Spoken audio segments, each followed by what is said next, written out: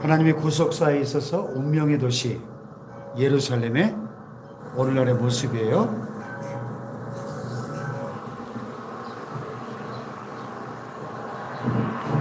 자, 지난 시간에 우리가 나라가 망했고 남유다 백성들이 다 포로로 끌려간 포로기 역사를 공부했는데 이제 드디어 70년 만에 포로에서 귀환하는 이야기, 귀환 시대의 이야기, 바사왕 고레스부터 살펴보겠습니다. 핵심 말씀 다 같이 시작. 그의 백성된 자는 다 유다 예루살렘으로 올라가서 여호와의 성전을 건축하라. 네, 아멘. 이 에스라서를 읽어보면 딱 에스라서가 시작되자마자 이 이야기가 페르시아 제국 건설자 키루스 왕이죠. 성경에 고레스 왕의 칙령을 반포하는 이야기가 나오는데 이건 정말 기적 같은 일이죠. 여러분 한번 생각해 보세요. 만약에 저 북한에 김정은 정권이 무너지고 새로운 지도자가 딱 정권을 잡아가지고 전격적으로 남북한을 저 휴전선을 다 걷어내고 개혁 개방을 선포하면서 옛날 구소련이 무너지면서 공산주의 종주국이었던 구소련이 완전히 하루아침에 붕괴됐잖아요. 그러면서 러시아가 개혁 개방으로 확 나아갔는데 그렇게 북한이 되어진다면 얼마나 기적 같은 일일까요? 그죠?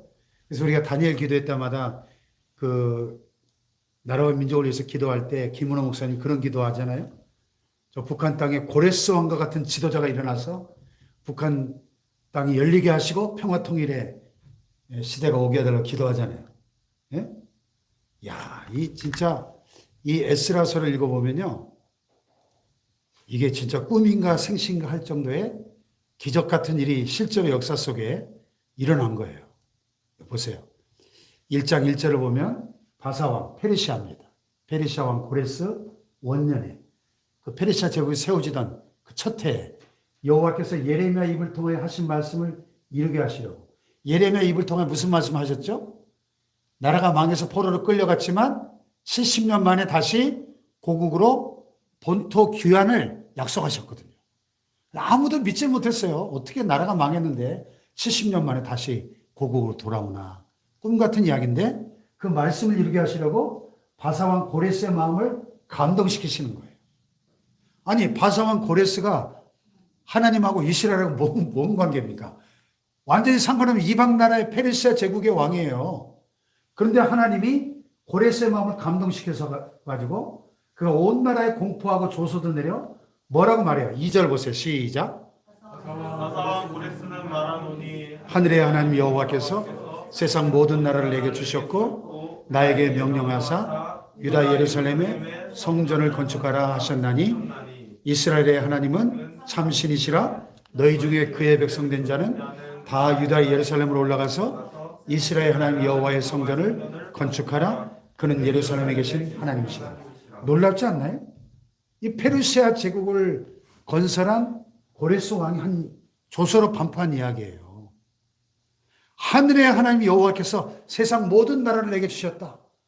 이야, 그러니까 이 이방 나라의 왕이지만 하나님이 그의 마음을 감동시키니까 역사의 주관자가 하늘의 하나님 여호와이신 것을 그가 깨닫게 된 겁니다. 할렐루야. 뿐만 아니라 그에게 명령하시기를 유다 예루살렘의 성전을 건축하라. 예? 아니, 정작 유다 백성들은 꿈도 꾸지 않는 성전 재건의 명령을 이 남의 나라 왕의 마음을 감동시켜가지고 성전을 건축하라 하는 조서를 반포하게 하시는 거예요. 할렐루야. 아멘. 뿐만 아니라 이스라엘 하나님은 참 신이시라. 너희 중에 그의 백성된 자는 다 유다 예루살렘 올라가서 이스라엘 하나님 여호와의 성전을 건축하라. 할렐루야. 아멘. 이야, 참 하나님 멋져요. 그죠? 아멘. 하나님이 하시고자 하면 이렇게 이방 나라 왕의 마음을 움직여서라도 하나님의 뜻하신 바를 이루시는 겁니다. 할렐루야. 아멘. 예, 바사왕. 그게 그 유명한 바사왕 고레스의 칙령. 고레스의 칙령. 이 시대를 보면은 바벨론이 망하고 이제 페르시아가 들었을 때 바벨론의 마지막 왕 나보니두스와 또 성경 다니엘서에 나오는 벨사살, 예? 하나님의 성전에 그 금은 그릇 뺏어온 거 가지고 거기다 막 술을 마시고 하니까 하나님께서 잔치 한가운데 큰 손이 나타나가지고 왕궁 벽에다가 메네 데겔 우바르신이라고 썼죠. 하나님의 저울에 달아보니 이미 이 시대는 이 나라는 끝났다. 뭐 그런 뜻인데 그래가지고 그날 바벨론 제국이 쿠데타가 일어나가지고 멸망당하거든요. 그날 밤. 이게 벨사살 왕 때 얘기예요.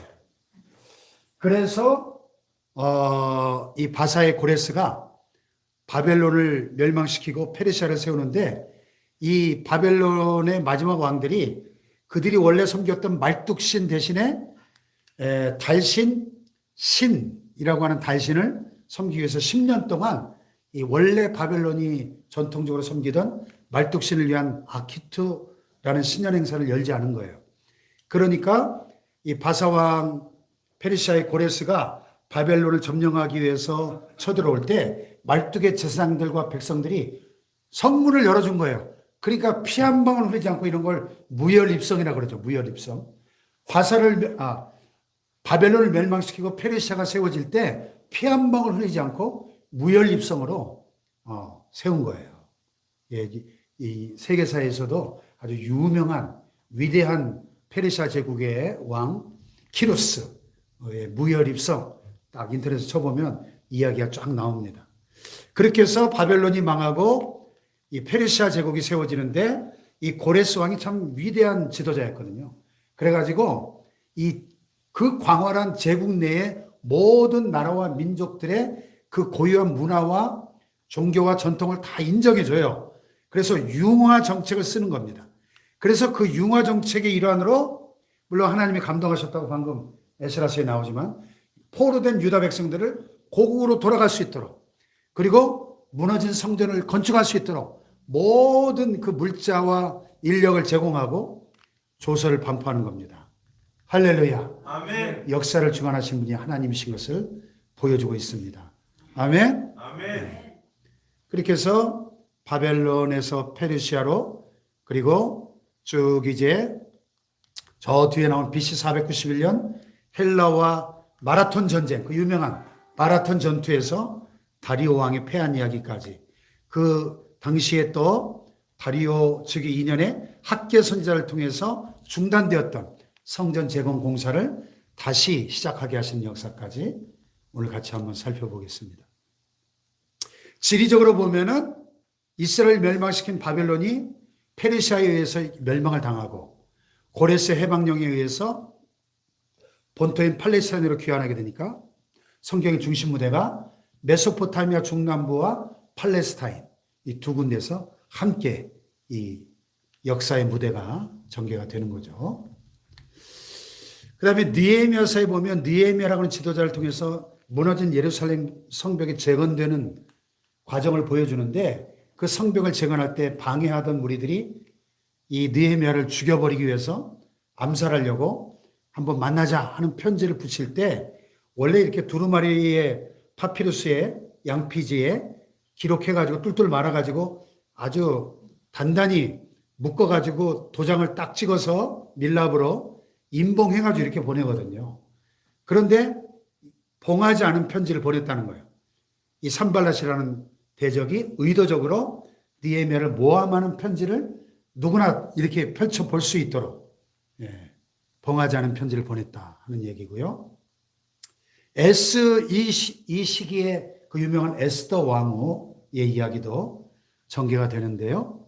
페르시아의 그 아하수에로 왕이 원래 왕후였던 누구죠? 와스디가 왕의 요청을 거부할 때 어떻게 처신해야 될지 왕이 신하들에게 묻는 규례가 나와요. 왕후에 대한 처분을 어떻게 할 것인지 아하수에로 왕이 현자들에게 묻죠. 그래가지고 와스디가 폐위되고 에스더가 새로운 왕비로 등극하는 그 이야기가 나옵니다.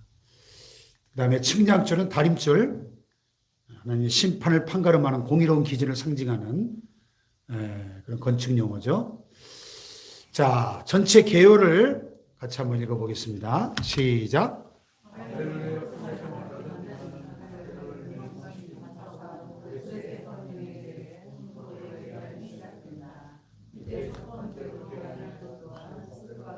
예수와 등은 본토에 도착한 후 성전 재건을 시작하지만 방해 세력에 의해 성전 재건은 다리오 왕 때까지 중단된다.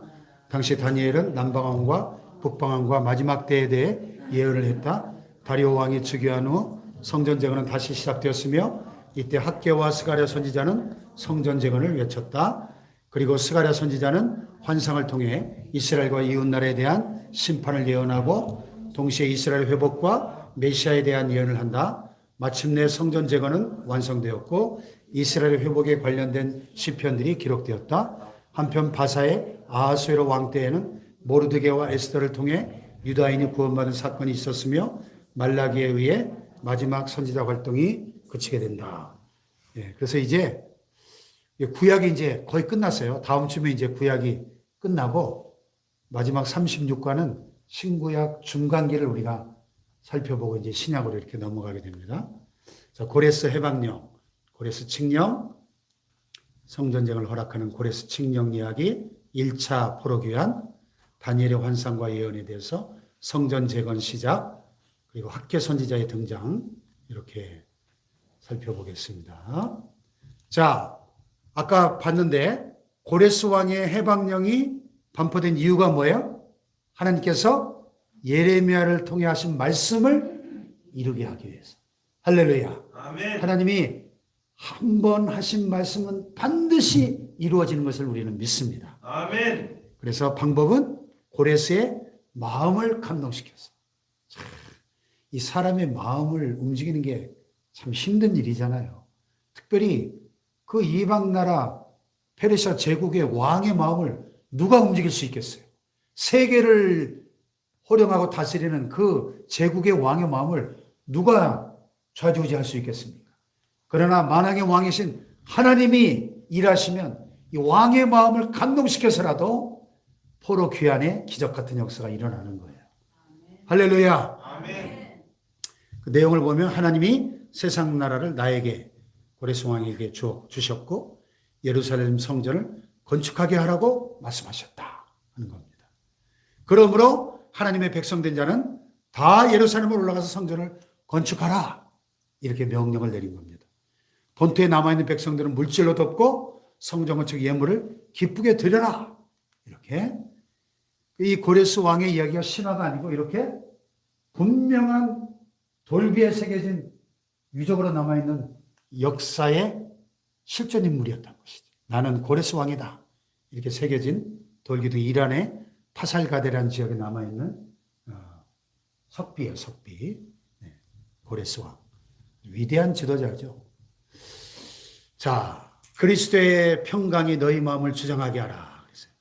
한번 같이 읽어볼까요? 하나님은 시작. 하나님은 유다인을 본토로 돌아오게 하시기 위해 당시 바사왕 고레스의 마음을 감동시켜 해방령을 내리게 하셨다. 이는 마음을 주관하시는 분은 하나님이심을 보여준다. 사람의 마음은 관리를 받아야 한다. 사울 왕에게서 하나님의 영이 떠날 때 악한 영이 들어와 괴롭힘을 받았다. 우리의 마음은 자신도 어쩔 수 없는 상태에 있을 때가 있다. 그러므로 다윗처럼 주의 성령을 나에게서 거두어가지 말라는 기도가 필요하다. 또한 우리의 마음을 성령께서 주관하도록 부탁하는 기도 역시 필요하다. 모든 지킬 만한 것보다 더욱 뭘 지켜라? 내 마음을 지켜라. 생명의 근원이 예수 남이니라. 참 우리의 마음은 관리가 필요하다는 거예요. 관리가.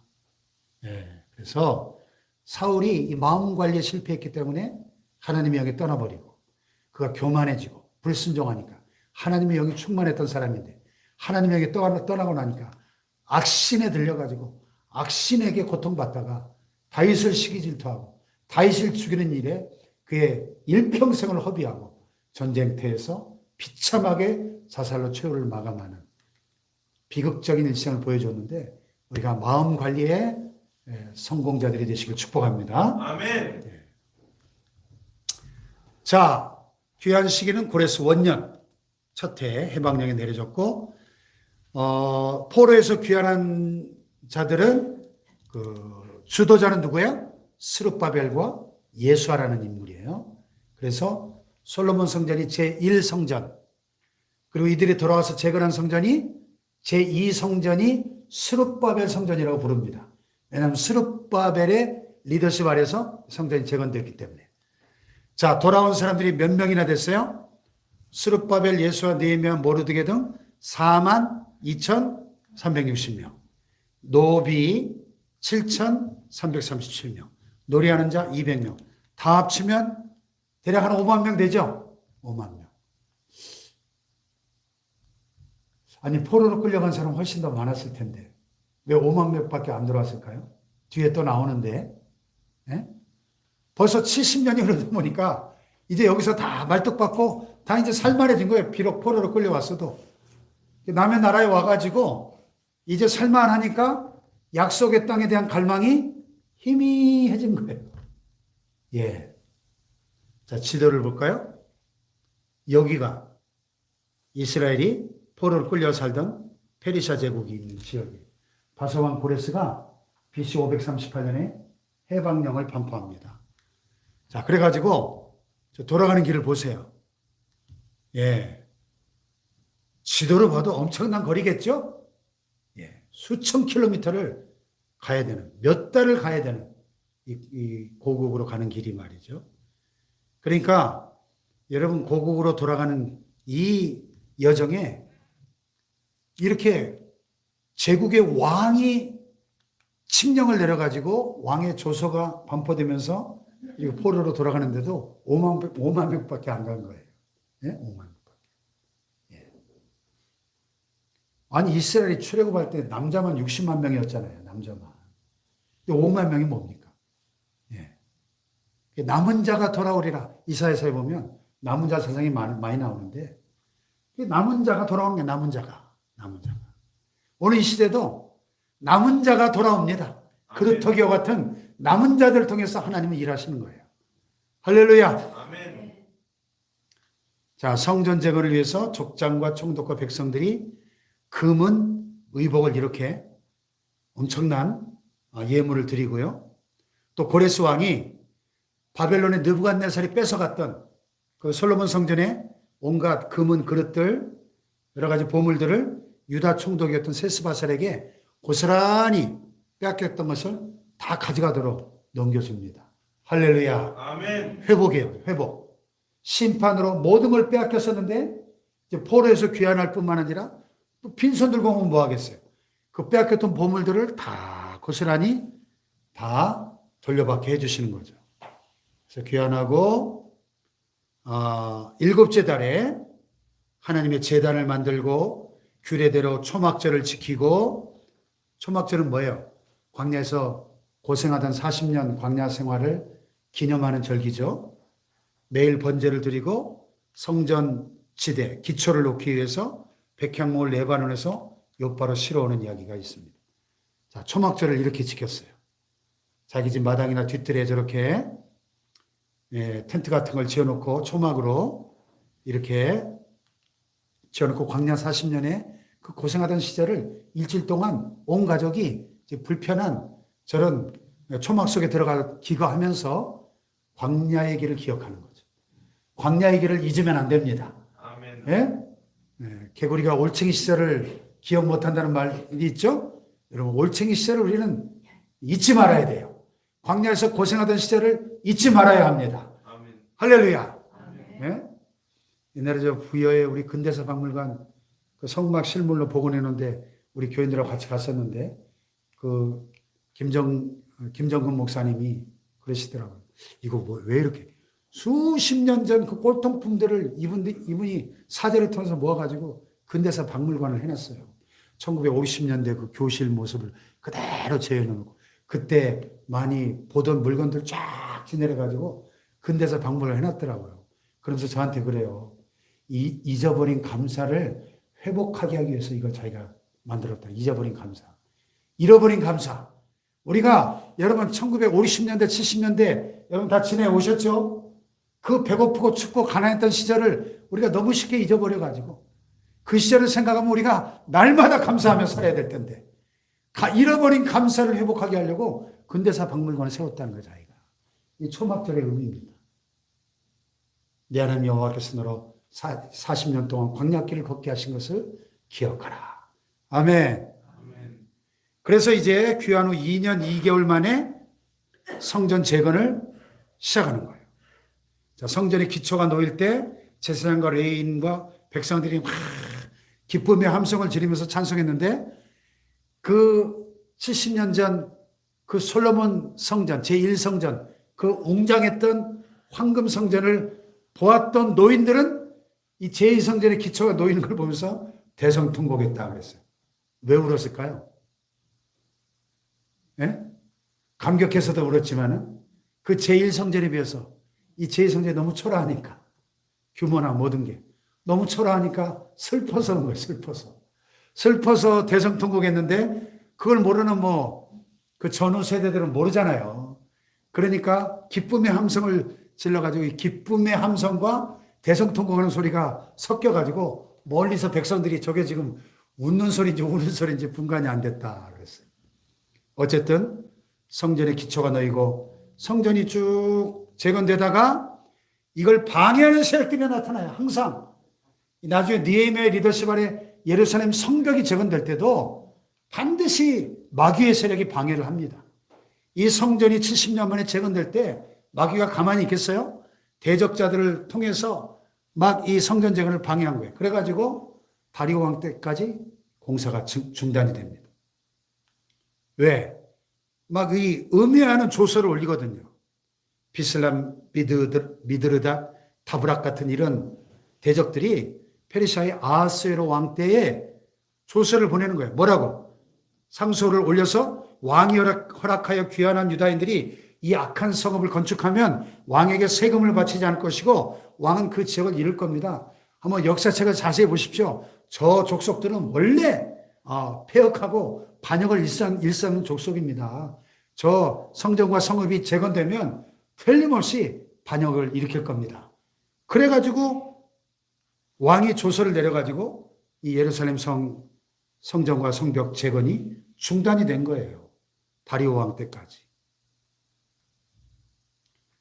이때 다니엘의 환상과 예언을 보는 이야기가 나오고요. 마지막 날에 이스라엘이 당할 환란에 대해서 예언을 보게 됩니다. hitdegel강, 성경에 티그리스 강으로 나오죠. 오늘날 이라크 바그다드에 있는 hitdegel강의 모습이에요. 자, 남방왕과 북방왕에 대한 예언의 내용들이 다니엘서 11장에 나오고요. 이 다니엘서는 이제 종말론을 연구하는 분들에게 굉장히 중요한 책이죠. 우리가 흔히 말하는 7년 대환란, 또 전 3년 반, 후 3년 반, 또 요한계시록에 나오는 그 10뿔 짐승, 7머리 달리고 10뿔 달린 이런 짐승 이야기.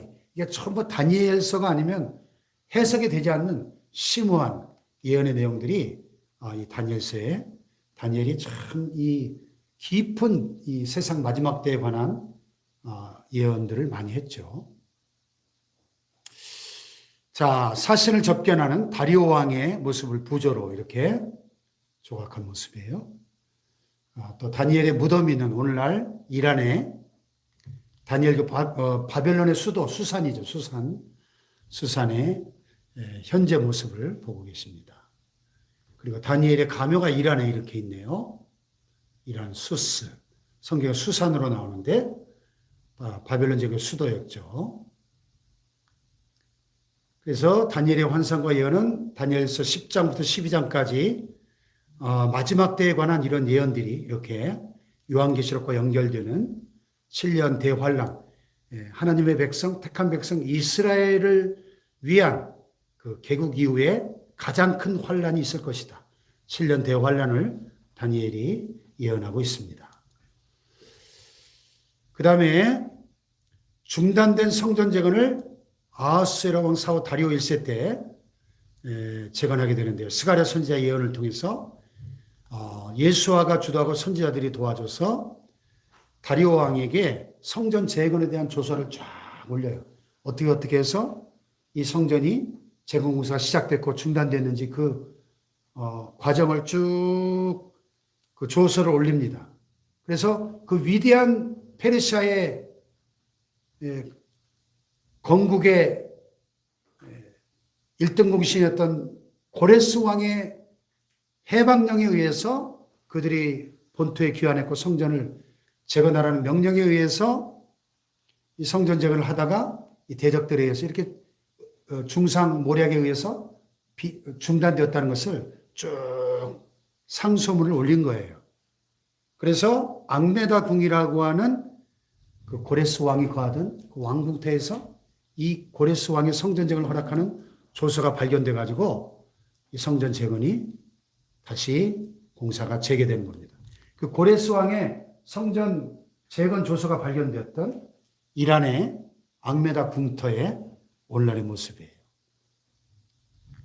이때 등장한 선지자가 학계 선지자죠. 학계 스가랴.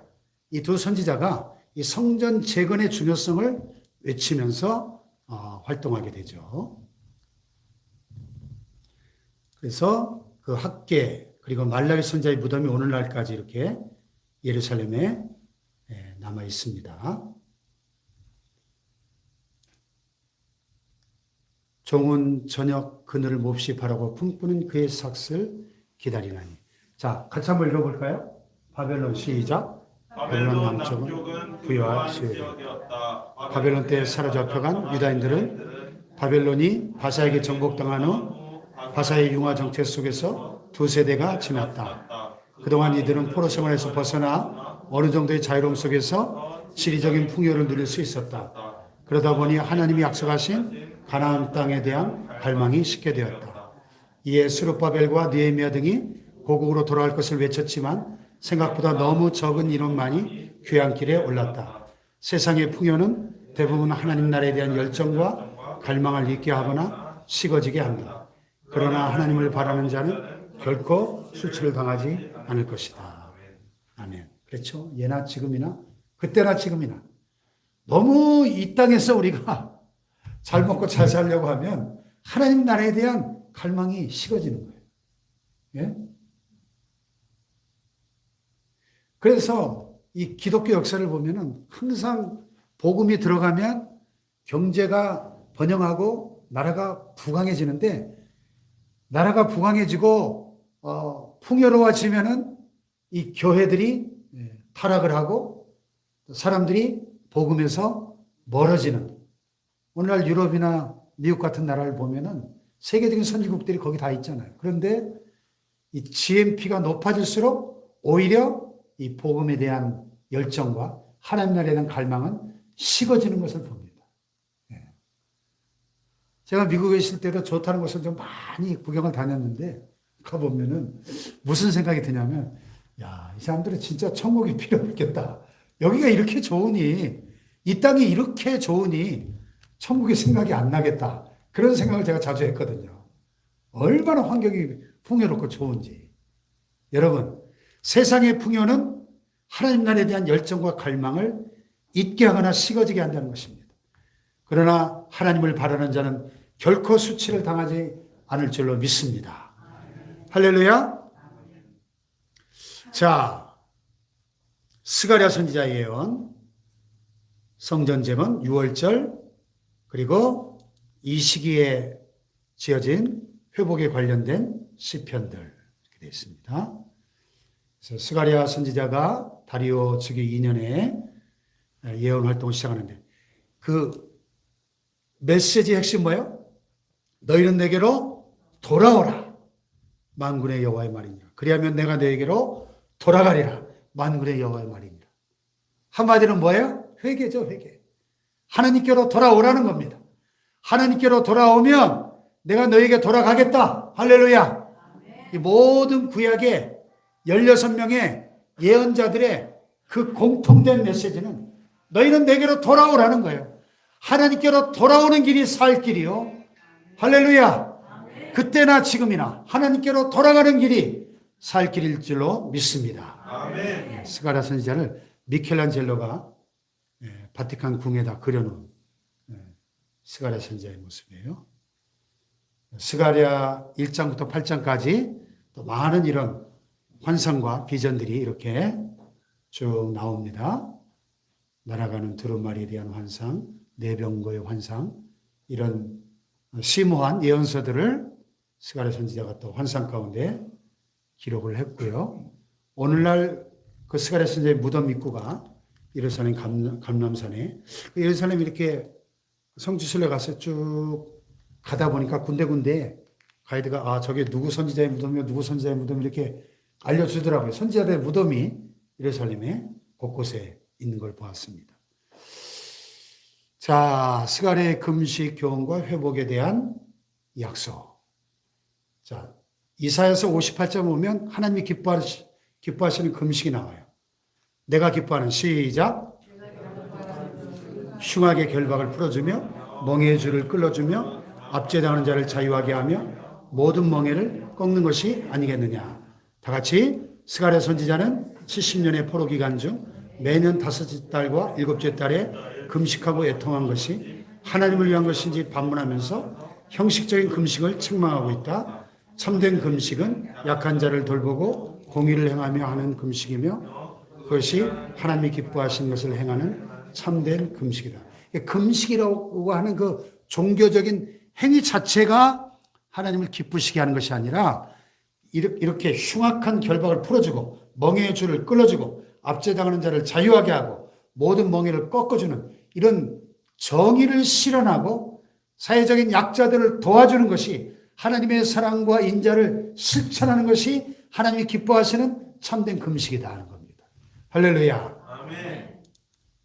자, 드디어 성전이 재건되고 완성돼서 봉헌식을 거행합니다. 속죄제를 드리고 제사장과 레위인으로 하여금 순번대로 성전에서 섬기도록 하는 것이죠. 그리고 무너졌던 유월절 절기를 다시 회복시켜서 유월절을 절기를 지킵니다. 이때 이제 스가랴가 이방 나라들에 대한 예언, 또 메시아에 대한 예언, 특별히 예루살렘 입성, 나귀 새끼를 타고 겸손히 예루살렘에 입성하실 메시아에 대한 예언이 스가랴 9장 9절에 나오고요. 또 예수님이 은 30에 팔려서 가룟 유다에 의해서 배신당할 것도 11장 스가랴 11장 13절에 내가 곧 그 은 30개를 여호와의 전에서 토기장에게 던지고 하는 가룟 유다가 나중에 뉘우치고 은 30을 도로 던져놓고 가서 못 매달아 죽잖아요. 그래가지고 그 돈 더러운 돈이다 해가지고 토기장에 밭을 사지 않았습니까? 이게 벌써 700년 전에 500년 전에 스가랴 선지자를 통해서 이러한 메시아의 순환이 구체적으로 예언이 되고 있는 것이죠. 우매한 목자에 대한 예언, 이방 나라들에 대한 이런 예언들이 나오고 나귀를 타고 예루살렘에 입성하시는 예수님의 모습을 그린 성화입니다. 벳바게에 이스라엘 벳바게에 있는 성화 잘 그렸네요. 자, 이 시기에 지어진 이스라엘 회복과 관련된 시편들이 이렇게 쭉 나옵니다. 여호와께서 여기 보면 여호와께서 내 음성과 내 간구를 들으심으로 내가 그를 사랑하는도다 그랬어요. 그래서 적용해 보면 너희가 내게 부르짖으며 내게 와서 기도하면 내가 너희들의 기도를 들을 것이다 말씀했어요. 아멘. 시인은 다 같이 시작. 자신의 간구를 들어주시기 때문이라고 했다. 우리가 하나님을 사랑하는 가장 큰 이유는 죄에서 건지사 영원한 생명을 주신 것이요. 그 다음은 여러 가지 이유가 있겠지만 그 중에 가장 큰 이유는 시인처럼 우리의 기도를 들으시기 때문이 아닌가. 할렐루야.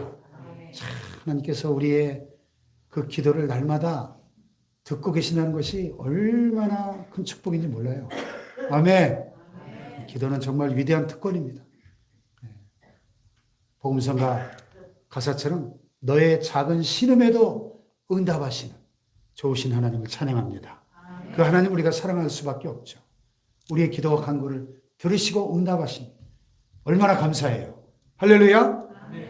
자, 성전에 올라가는 노래 시편에 125편, 126편, 128편, 129편, 130. 이 다섯 개의 시편은 이 성전에 올라가는 노래죠. 여호와여 우리의 포로를 남방 시내들 같이 돌려보냈어. 이 126편은 특별히 이 포로 귀환하는 이 포로들이 여호와께서 시온의 포로를 돌리실 때 우리가 꿈꾸는 것 같았도다. 그때 우리의 입에는 웃음이 가득하고 우리 혀에는 찬양이 찼었도다 하는 시 있죠. 이 시기에 지어진 시예요. 그러면서 여호와여 우리의 포로를 남방 시내들 같이 돌려보내소서 했는데 이게 무슨 말이냐? 이 남방 시내들이란 말은 네게부 지역, 사막 지역, 이스라엘 남방에 이 네게부 지역은 모래와 바위로 이루어진 석회석 지역인데 우기 때 비가 오면 그냥 엄청난 급류가 휩쓸려 내려가면서 지형이 알아볼 수도 없을 정도로 급격하게 변화되는데 하나님의 역사가 사람이 예측할 수 없는 상황으로 일어난다는 기적처럼 일어난다는 그런 표현이에요. 보세요. 여기가 네게부 지역이에요. 남방, 이스라엘 남방에 저렇게 사람이 살 수 없는 사막 지역이에요. 그런데 저는 사막 네게부 지역에 우기 때 폭우가 쏟아지면 갑자기 엄청난 막 급류가 강을 이루면서 흡수려 내려가면서 이 지형이 석회석으로 이루어졌기 때문에 모래와 석회석으로 돼 있어서 막 여기가 거기였나 알아보지 못할 정도로 급격하게 지형이 변화된다는 거죠.